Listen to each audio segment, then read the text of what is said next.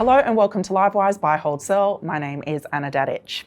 Whilst the big names and big movers dominate headlines, there's always a handful of solid results that fly under the radar. Today we're taking a closer look at 5 companies that delivered the goods, but the market perhaps isn't paying close attention to. To help me do that, I'm joined by Joe McCarthy from Elston and Ben Rundle from Hayborough. Welcome, gents.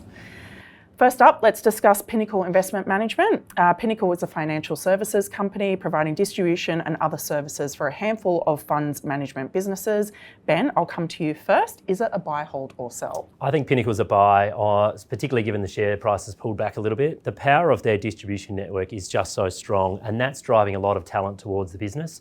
That life cycle partnership they did, I think it was in 2024, has already got to a huge amount of FUM, and that ends up being, a cycle that kind of feeds on itself and will continue to drive success for Pinnacle. So it's a buy for me. Joe, P&I reported way back on the 5th of August, and whilst there was a positive reaction to the results, the share price is now trading back to where it was prior to the release. So is it a buy, hold or sell for you? Look, it's a hold, and I'd have to agree with Ben. It's a great funds management platform. It's really well run. They've also shown that they're more than just Hyperion, which is, I guess probably their original brand. But you look at it at these levels, so valuation-wise, there's a lot of growth priced in there, and they really need to deliver on it. And you look at the business over time as they become more diversified across asset classes and manager styles. You rarely see an environment where they're all correlated positively like this, and we think it just gets a bit tougher from here. So next up, we're taking a look at ARB Corporation, maker of four-wheel drive accessories. This one was a market darling in 2020 and 2021, where the share price went from $10 to $50. Joe, staying with you, is it a buy, hold or sell? Yeah, so it's a hold for us. We really like the Australian business. Great brand, great products, maybe a bit of competition coming in. What we're more concerned about, and this is really the story with this business, is the US expansion. And what we see as being the difficulties there is it's a more price-sensitive market, and from what we can see, they're more focused on the look rather than the functionality, which is really their strong suit at ARB. In addition to that, you've got the tariffs, and that adds another layer of complexity for that business there. Ben, the ARB share price is down around 5% over the past year. Is this one offering any value, buy, hold or sell for you? We think ARB is a buy. Joe makes some very good points on the US business. The company has been through a pretty difficult time of the last couple of years, which a lot of it's been industry driven.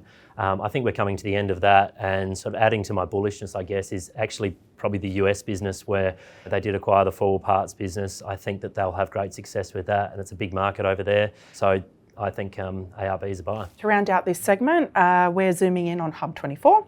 I spoke with CEO Andrew Alcock last week, and he talked to record net flows and advisor growth. Ben, is it a buy, hold or sell for you? Hub is a hold for us. Look, it's a fantastic business. I think these disruptors have done such a good job in taking market share from the incumbents.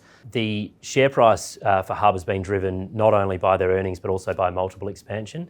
And that multiple has just become a little bit too heady for me to call it a buy. So I'll stick with a hold. I think it needs to tread water for a little while. Joe, the Hub share price has crushed it over the past year, up almost 100%. Is this one getting too ritzy? Is it a buy, hold or sell for you?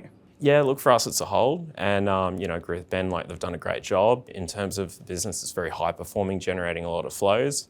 They've positioned it well, they've executed well, but the real unsung hero here is the advisors, as they ultimately drive the flows. And they've done a great job since the Royal Commission, really showing value to clients, and that's where all these flows have come from.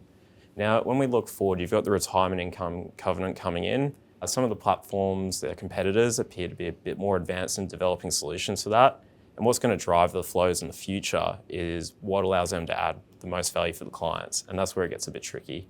Okay, we've run the ruler over some of the under the radar results from the season, but now it's time for the guests to weigh in with their top pick of a company with decent results that the market might have missed. Joe, I'm going to start with you. What's your pick? For us, it'd be Cochlear, and it's one where, over the last 24 months, it got a bit ahead of expectations and it's come back a bit and consolidated here. What we've seen now is they've come out with a new Nucleus Nexus system, and we think that's going to significantly improve the recipient experience.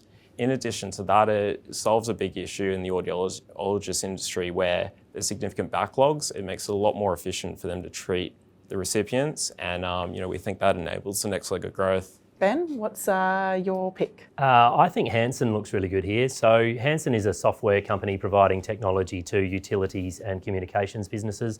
The guidance that they put out for FY26 confused the market a little bit, and I think that's created the opportunity in it. I think that guidance is particularly conservative. I think that this management team has a huge amount of experience in the business. They have tier one clients, numerous acquisitions to look at, and a very long history of being able to integrate those acquisitions. It's on a fairly reasonable multiple if you even look what the rest of the sector's on. So I think you've got a great management team at a reasonable price and probably higher earnings growth than what the market thinks. Well, that's all we have time for today. Thanks to our guests, Joe and Ben.